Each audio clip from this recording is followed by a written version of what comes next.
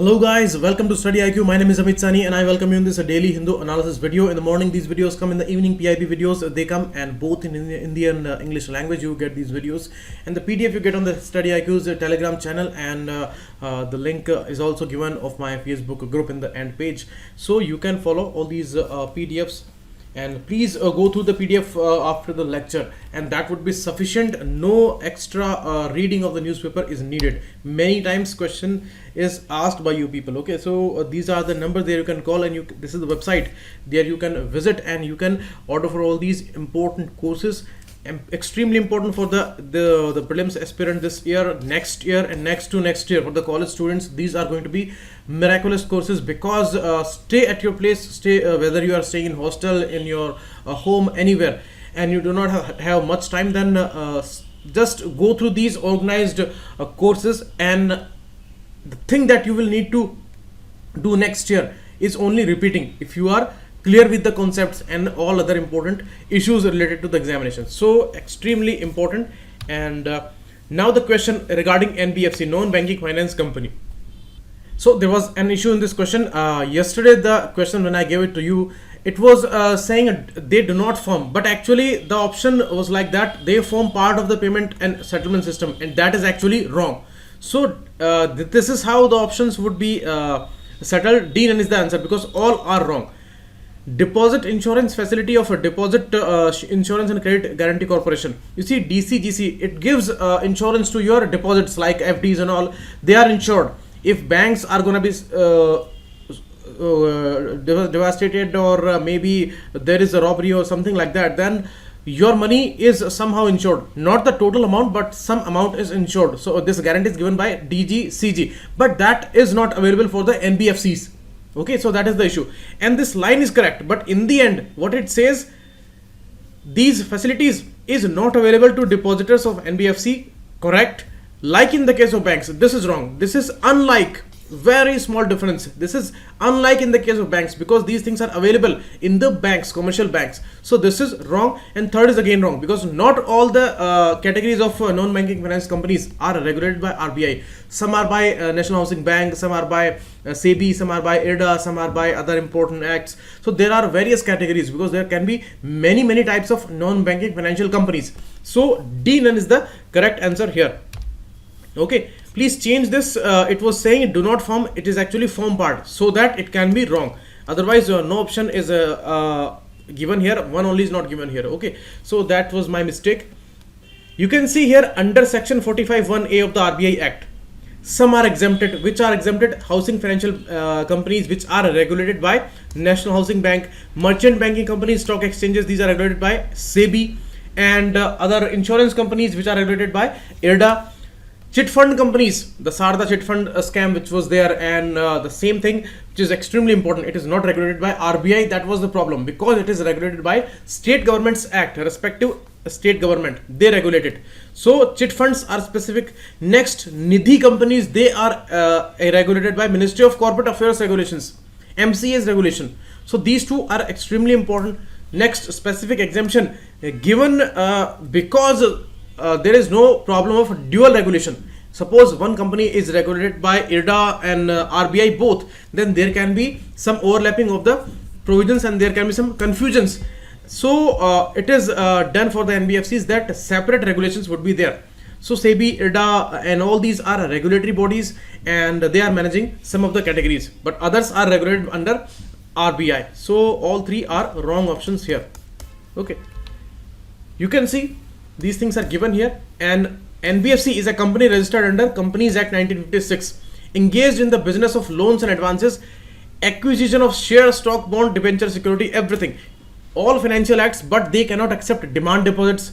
Okay, their time deposits are okay, and they are giving finances to people for their housing needs, or all other needs, private loans and all. So these are financial transactions, financial businesses, and that is principal business. What is the funda of principal business? You can see, when financial activity as principal business, when companies' financial assets constitute more than 50% of the total assets, means they have assets, 50% of these assets, more than that should be financial assets, and income from financial assets constitute more than 50% of the gross income.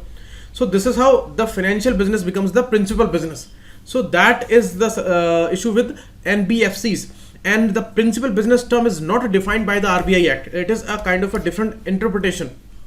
Okay, and it is given under different laws, but not under RBI's Act. So that's important. Next, these are the words that I found today, and you can see, you can use these important words. Now, a very unfortunate and very important information from Sri Lanka: suicide bombs. They were blasted, and more than 200 people, they have lost their lives. You see, this streak is not stopping. There must be some basic reasons. Religion is not the reason. In every religion's base, there lie peace, there lie cooperation, there lie brotherhood and understanding. But you see, in the name of religion, some things are interpreted very, very wrong by very smart people. Those are evil personalities, and they interpret religious doctrines in a very wrong way, and they spread these messages where vulnerable sections, vulnerable youth are there, and they attract them by giving these wrong interpretation of the religious doctrines. Okay, so this thing is sure, and this thing should be sure in every person's mind. Religion never talks about the violence or killing. These are wrong interpretations by the wrong people.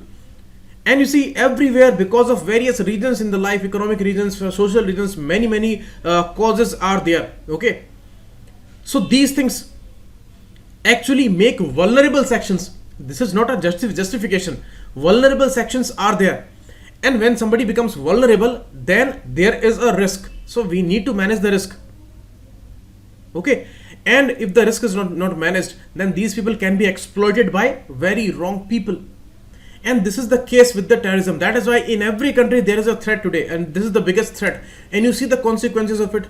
The very dire consequences of it are like that people are living in fear. Authorities, politicians, sometimes when they are very much desperate, they can take advantage of this fear. And the laws like national surveillance laws and the arresting of the privacy issues and Aadhaar Act, which was discussed in India, and it was made a legitimate private the basic right. But sometimes the arguments are given that because of the national security, we all people, we need to submit our privacies. So these things become legitimate in these kind of fear environments. So these fear environments, they need to be managed. Otherwise, we will lose our independence because of this fear. Because this is the biggest fear. This is about killing the innocent people, and this is not stopping because the issue is related with the religion. It has been related by these people. Otherwise, religion has nothing to do with terrorism. This is distorted minds activities, and this is all a trick to create fear, to establish fear. This is all the trick. This has nothing to do with religion, but religion is interpreted in a very, very seriously wrong way. And that is how the religion is associated with the activities. A few days back, attack was there in a mosque, now in churches, and most of these are suicidal bombs. Means these people are totally assured of this thing. This thing has been established in their minds, and their brains are totally washed that if they are going to kill other people, then their religion is going to be saved, or some kind of revenge would be taken. These things lie in the basis. So you see, this thing is never going to stop. This is the basic human problem, and we need to manage these problems. Otherwise, this thing will not stop. And you see what is needed here as a solution: the honest effort by all the stakeholders, all people. Maybe they are governments, authorities, NGOs, or maybe these people, these terrorist organizations. We need to bring them on the desk, because their involvement is must. What is the issue? Why they are spreading this message? Why exploiting the youth? Today the internet is there. Internet is the new god, but it is also a Satan. If it is misused, internet is being misused here. Any vulnerable section, any person can be identified through their Facebook profiles or anything like that, and this is how they will target these people. These days, every person has these friend requests from anonymous people. Guys get friend requests from some foreign girls, and they are you see, I'm telling you the proper case, the right cases. These are all tricks to attract people, to entangle them in these particular the interpretation of these doctrines and all, and to radicalize them. These are all the efforts, and this is all being done. So we need to take a collective step, and honest honest efforts are needed by all the countries, all the stakeholders. Otherwise, this is going to be the biggest menace in this world. No democracies, no authorities, no proper governance, nothing would be possible if this kind of fear is gonna remain there, because this fear is gonna be exploited by all kinds of wrong people. These terror groups and all, they are exploiting common people, the vulnerable people, and now the common people, they will be exploited by politicians by the name of this fear. Okay, you see this is happening, and innocent people, they are being targeted. In the case of America, in the case of anywhere, they say that the migrants and these international workers which are coming, they are terrorists. And this thing was said for other important poor people. Rohingyas were also targeted. They were said that these things were there, that these are Atangwadis and these are terrorist people and all.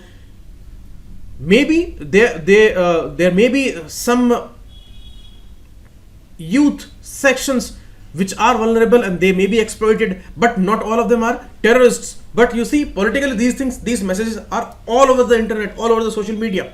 So this is how they are creating an ambience of fear, and that is really, really scary. That is why we need honest efforts.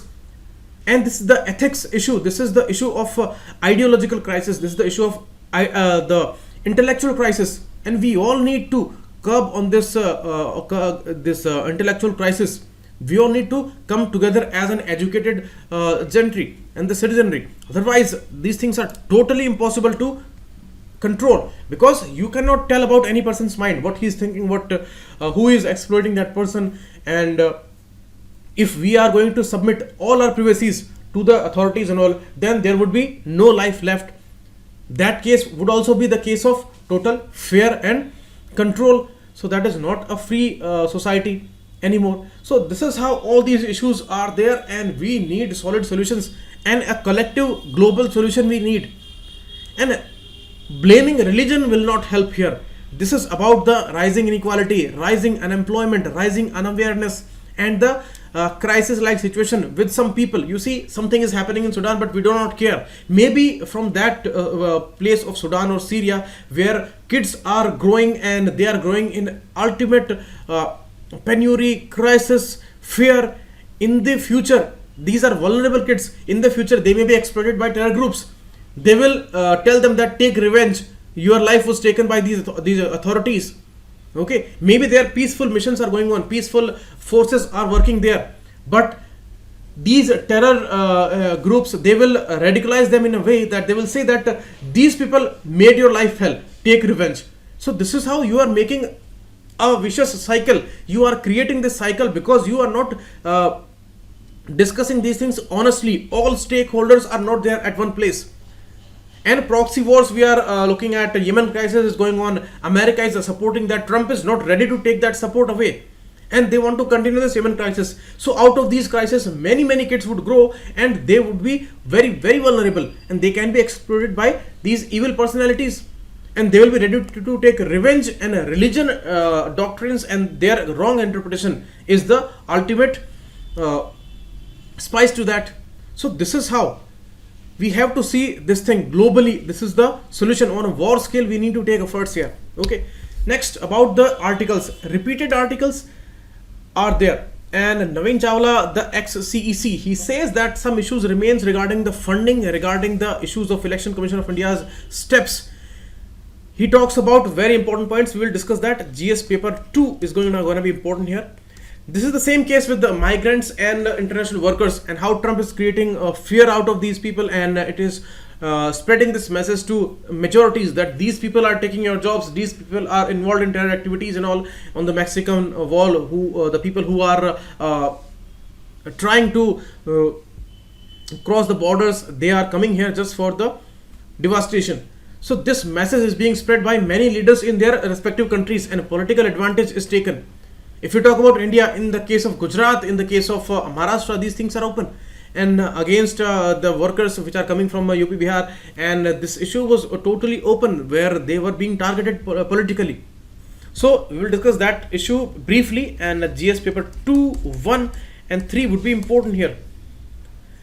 This is not important for us. This is regarding the Mueller's report, where presidential election in America, which happen every 4 years in November, and 2 times for maximum, any president can remain a president. So 2 terms are the maximum instances for American president. So first election in 2016 for Trump, that was over. In that, Russian help was alleged, and Russian involvement was alleged, and regarding that, this Mueller's report is going on for the last 2 years. So it is regarding that, not important for us. In this case of Chief Justice of India, allegations of sexual harassment is there against him, but it is said that he made a mistake here, and maybe in fit or maybe in some anguish he made this mistake. And actually, what was the mistake?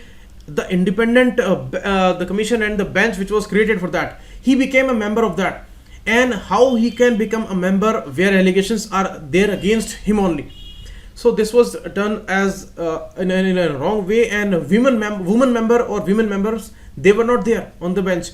So this was a problem, because the complaint was by a lady, and it is according to the sexual harassment at workplace law 2013 law is there, Vishaka guidelines are there, and according to them, women should be there on the internal complaints committee, and it is regarding the highest judiciary. The problem is that the Chief Justice of India says that judiciary is under immense threat, and you see, this was expected, because judiciary is the ultimate hurdle in establishing total tyranny in the country. All political parties, all governments, they want to go in an unrestrained way. They do not want any kind of hurdle in their ways.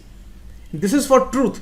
No government is honest. No government is totally dedicated. They are all there for their political existence, and they are not working for the people in 100% way. So that is why we cannot say this thing openly, that these people are not honest and they do not believe in democratic systems. These things are totally clear by many instances.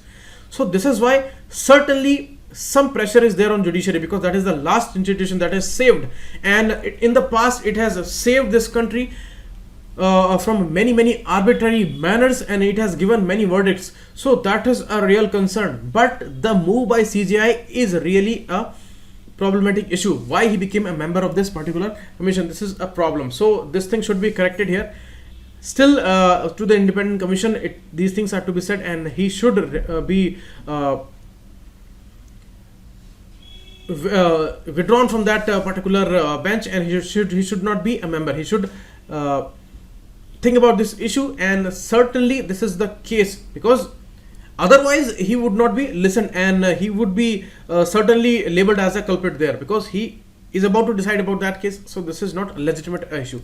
We will discuss that, important for GS paper 3 and 2, regarding the forest new Forest Right Act, the new Forest Act, the draft bill. It is talking about that. It is regarding Doordarshan's partiality. The writer says when he went there for a particular recording, he was stopped from commenting on RSS and this political issues and all, and he says that Doordarshan is working in a totally partial manner. It is being biased regarding a party, and there is no balanced distribution of timing for all the parties. One party, the government of India, that is given more time here, and the establishment is certainly pressurizing the institution. This is the allegation by writer here. So that's really a concern. Elections are going on, and these kind of things, these kind of allegations which are appearing this time, these are really problematic. Naveen Chawla in this article says that under Article 324, TN Session says that Election Commission of India is not a powerless body. It has many powers, and TN Session showed this thing that it has enormous power. But why this time the Election Commission of India is showing this much in a way, this much weakness, or a show of total inefficiency? Why this thing is being showed? And after Supreme Court's reprehensions and all, and reprimanding a lot of times by Supreme Court, why Election Commission of India is forced after that? Why suo moto it did not take these cases? Many hate speeches are open. People sitting on the highest authorities, they are doing the worst kind of election campaigning. All these things are communal, and all parties, their leaders, they are making these kind of statements. So these are problematic things. IT raids are also against particular parties and all, and their allegations are also there that these are being used, these bodies are being used, why some parties are being attacked, and cash is found, liquors are being distributed, and the drugs and all are being smuggled to these states in these election time. So this is not a fair election anymore. So the biggest issue is that open flouting of some norms like election funding. 70 lakh is the limit, but you see in every rally you can see the spending more than 70 lakh. So it is only about one rally, and many 100 rallies are there. So it is never stopping at 70 lakhs. It is maybe 70 crores by single candidate sometimes. Why no actions are there? Why only notices? Why no strict actions are there? Around 50,000 crore rupees are gonna be spent in this election according to estimate. Last time it was around 36,000 crore rupees. This time 50,000 crore rupees.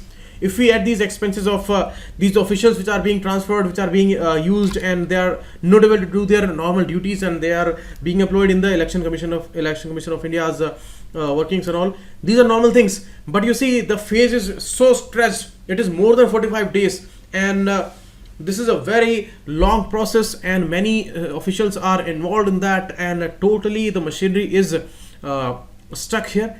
Very long phase timing is taken, and many complaints between these phases. So why Election Commission of India is being so feeble this time? Why it is depicting this image in normal people's mind that it is powerless, it cannot do anything, and it can hardly take any step in the name of action as delivering notices and demanding apology. Why these simple things? Why not strict actions against the heinous crimes? Okay, so this is really a problematic thing, and TN Session, when assured Naveen Chawla that Election Commission remains a powerful body, so immediate resolution is needed just after the completion of this election, because now very less things are there which can be done. So after the election, a complete revision is needed, because in these modern times a complete overhaul of these provisions and the powers are needed, and certainly it has become the most serious issue in our country that Election Commission of India, it should have some powers, some important processes, ways, action it should take against these very serious issues. Otherwise it's a mocking democracy, and there is no use of these kind of elections. It will not serve any kind of purpose, where criminals are being elected. More than 21% officially they have declared that they are criminals, and many heinous cases are against them. Rape, murder, and kidnapping, these kind of heinous crimes, the rare crimes are against these people. So that is for sure that most of these people, they are not honest people, they are not eligible. Actually they are officially eligible, but on the moral scale they should not be eligible. So why these kind of things are a normal norm, and why Election Commission of India is being silent on these issues? So these are the issues raised by Naveen Chawla here. Okay, and in the next article of workers and refugees, the way I explained to you that Trump is taking advantage of it, we have seen examples in our country. So the main issue is that the employment issues, the inequality issues, they are rising. Automation is taking place of these employment opportunities, and the financial simulations, the speculations, they are taking jobs. This is more about financial speculation these days by these speculators and market movers and all, and these artificial intelligence issues, machine learning issues, they are certainly ending jobs. So the issue is of the jobs, issue is of the less opportunities, and people are demanding a removal of the people who came from outside. They are demanding reservations, and very strong battles are being fought on the public sphere, and these things are really acidic for the democracies. But these are exploited by the smart politicians, and the actual issue is of the less opportunities, and they are depicting it as that these people who are coming from outside, they are criminals. The people who are being who are taking reservation advantages, these are not deserving these things, and they are distorting all the chances and all. So mainly issue is of the opportunities. In the case, we can see the vacancies are declining every year. In the same way of employment opportunities, they are declining, but the major focus is on the groups which are coming from some other areas or taking advantage of reservation, like things like minorities and these Dalits case in India. We can relate these things. Okay, so they are seen as criminals. They are seen as these people are their enemies and all. So this is the common norm, and this is the trajectory which is being posed and which is being established in countries. So the nature of capitalism, that is really a problem. It is not a fair competition, and some groups of companies, they are at a total advantage, some are totally towards a decline. And the post-human future, you see, where machines will rule, what is gonna be there? Inequality is rising. 1% people, they are having 60%, 70% of wealth, and this wealth is going to rise because they have the capacities today to invest in these technologies, artificial intelligence, and these big data analytics and machine learnings and all. So they will be much more richer. So what's going to happen? Terrorism is totally related with this inequality issue, I'm telling you, because the issues of no development in some regions, people are living in crisis like situations. So what kind of consequences we can expect here? And you see, we saw the example of Mexican border, where in November it was totally shut down, and they actually used shelling. Parents are separated from their kids and all. So these are really problematic things. We need to solve this. We all need to come on board, and we all need to discuss these things on a global scale, that refugees and workers, they are not criminals. And actually the readjustment is needed. In some areas like Japan and European countries, there are very less people. And in countries like India, China, too many people and too many youth, unemployed youth, they are doing nothing other than destroying their lives and others' lives. So the readjustment is needed. But you see, these things should not be labeled as crimes or terrorism or something like that. And a very holistic and peaceful ways should be developed. These things should be devised. This is the ultimate need today. Okay, so that's for sure. And some important bodies from the prelims point of view, their explanations are needed, and certainly one of them would be asked this year. For refugees and these migrants, you see, UNHCR is a body there. It's a United Nations program and a UN Refugee Agency, they call it. Voluntary repatriation, this is the issue which is it is dealing with. And there are norms like when people are forced to go away from their homelands and they are landing in some third country. So these people will not be repatriated till the time the resolution is not there in the home country. So they cannot be pushed back there. So this is why the migration norms and these cooperation by the countries, that is needed. So UNHCR is working in that area. Geneva is the headquarter. It was established in 1950 after the World War II's chaos. It has won 2 Nobel Prizes, once in 1954 and one in 1981. And this different award is also given. Another body that is important, that is International Organization for Migrants, IOM. That is not under UN, but it has got the status of a related organization to the United Nations. And it is working for all these internally displaced persons, refugees, migrants and all. And in September 16, it got this particular related organization tag for the UN. And first it started in 1951 as Committee for European Migration, Intergovernmental Committee. But later it became in 1989 the International Organization for Migration, IOM. So it was established in 1951, but it is working till now, and now it is for whole world, not only for Europe. Okay, so that may be asked. Next, GMG is there, Global Migration Group is there. That was created in 2006 by Kofi Annan, the Secretary General of UN at that time. And you see UN agencies like World Bank and IOM that we discussed just now, IOM. These are important group. They are making a collective group, and primary aim is to improve the management of cross-border migration, to improve further research and development, develop international norms. So it is regarding international migration, and IOM can work for internally displaced persons. Okay, and you see, IOM helps governments in their internal migration issues also. Here GMG, it feeds its activities into the Global Forum on Migration and Development. GFMG, MD is also there, that we are going to discuss here. GFMD is a state-led informal and a non-binding process, GFMD. And you see, this is Global Migration Group. Okay, and this migration group is actually made up of 14 UN agencies, and they chair it the way UNICEF has chaired it and UNESCO has chaired it, and many issues of themes are also there, issues of climate change is also there. So these bodies, they are heading its meetings. This Global Forum on Migration and Development, this is a particular forum where countries come together and they discuss these issues. So multi-stakeholder approach is there for GFMD, as the name suggests, and private sector NGOs, their help is also demanded here.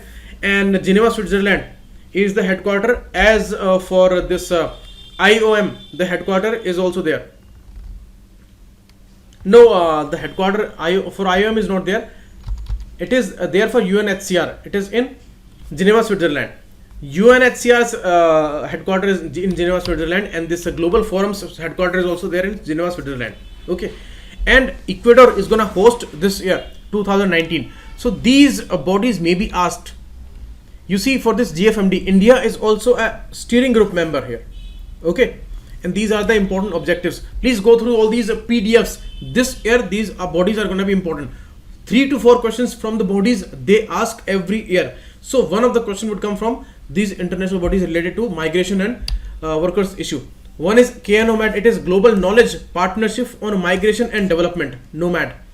Initiative of World Bank. They always ask whose initiative is that. So this is World Bank's initiative, announced by the World Bank on April 19th, 2013. So just 6 years are completed, and it works with OECD and UNDP program, an important program it is of the United Nations. Okay, so it is working under UN system, and it is working in close collaboration with the GFMD that we discussed just now, and the Global Migration Group that we discussed just now. So it is the issue, and all these bodies are working in this area, and the writer in this article says that right to work can currently be ensured only by national governments. So they all need to come together, they need to devise these laws. Okay, and it will always be used to define others. Means if somebody has come from some other person, some other place, maybe internally or externally, internationally also, and domestically also, migration is there, then the person who is coming from the other place, they will be labeled as others or aliens or foreigners, and these things can be exploited. So this ethical issue is really important, and we need to balance this world, otherwise it is going to be chaos. And these issues like terrorism, they will never stop, because they are born out of crises, and this is also a crisis. It's a world political crisis actually today. Okay, so shrinking identity, there are fewer and fewer active workers under the impact of rampant financial speculations. It simply adds to the official metamorphosis of workers into criminals. So they are labeling these workers into criminals, and most of the times they are law-abiding citizens, but they are not treated well. So this is not good, and this post-human future is going to be extremely relatable and important here, that when machines will rule here, then no employment opportunities additionally will be there. So what's going to happen at that? If today they are labeling them criminals, so what is going to be the future? So that is why we need a permanent solution here. Next, in this issue of expropriation, means they are taking everything in the name of conservation. First, Britishers came up with this Indian Forest Act of 1927. They actually legitimized their exploitation in the name of conservation. Now in this draft law, a lot of resolutions were expected. The way in Forest Right Act of 2006, some relaxations were there, some rights were recognized for the forest dwellers. But now, present government has gone 2 steps further, and in the same directions Britishers did. They did exploitation in the name of conservation. Now they are legitimizing some exploitation, plus they are criminalizing the communities with this draft law, and that has become the biggest trouble. First they cancelled all these claims of these forest dwellers and all, and Supreme Court supported them. Now the review petition is there, and Supreme Court is not again gonna hear this issue, and here with this draft law, officially with the backing of law, they are bringing these kind of provisions like preventive detention. You see, for the heinous criminals and the prospective terrorists, preventive detention is used. Now it is going to be used for forest dwellers, and by these officials, arbitrary powers are going to be there with these forest officials, and certain offences will be labeled as non-bailable, means no bail can be issued. So the issue of Maoist troubles and the Red Corridor issues, they are there in the similar places where these forest dwellers are living, and they are the key people to control the Maoist problem. But now if they are also going to be labeled as criminals and no bailable provisions would be there, preventive detentions would be there, it is going to be a devastation for the communities. And how these things can be done, this is the allegation by many NGOs and all these groups. You see, very specific trend we will observe in this particular draft, that first they will be able to change the classification from unprotected to reserved or protected, and the erstwhile landowners will be subjected to penal provisions for customary law of their land. So first they will take more land under their control, and then the issue of production forest is there. According to this production forest, they will allot these lands to private operators. That's the real problem, and this commercial mining and the commercial exploitation would be totally free. And here the total discretion is given to these officers and all, so more centralizing tendency is there. And you see, they are taking power from the state governments also. In Chhattisgarh, state government granted pattas to these encroachers, but that was cancelled by the court, and the argument was given by the state central government that more powers are there with the central government.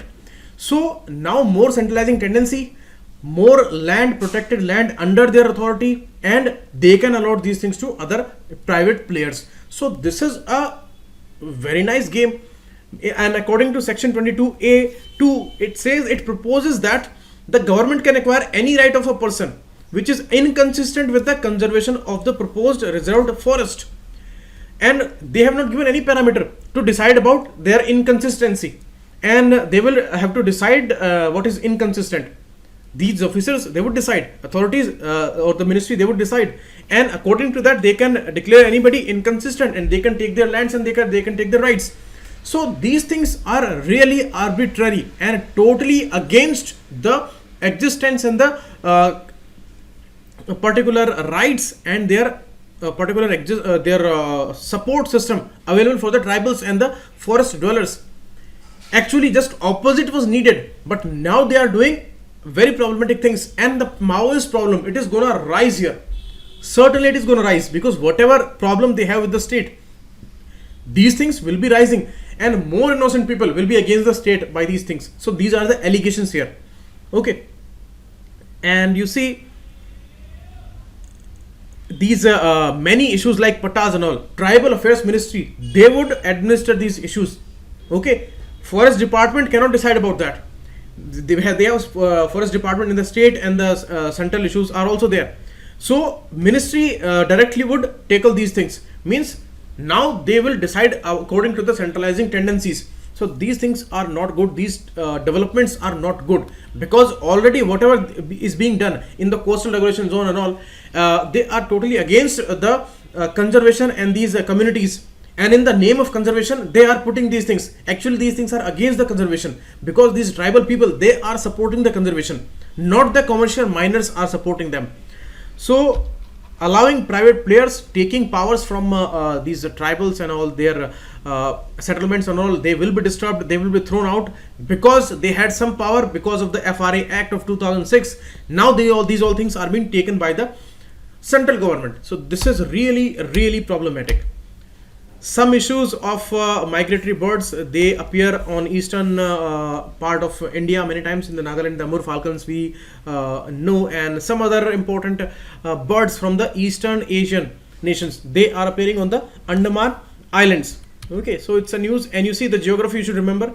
Cocos Channel, North Andaman, and Duncan Passage separating South Andaman to Little Andaman, and the Port Blair is there on the Southern Andaman, and 10-degree channel is separating Andaman Islands from Nicobar Islands.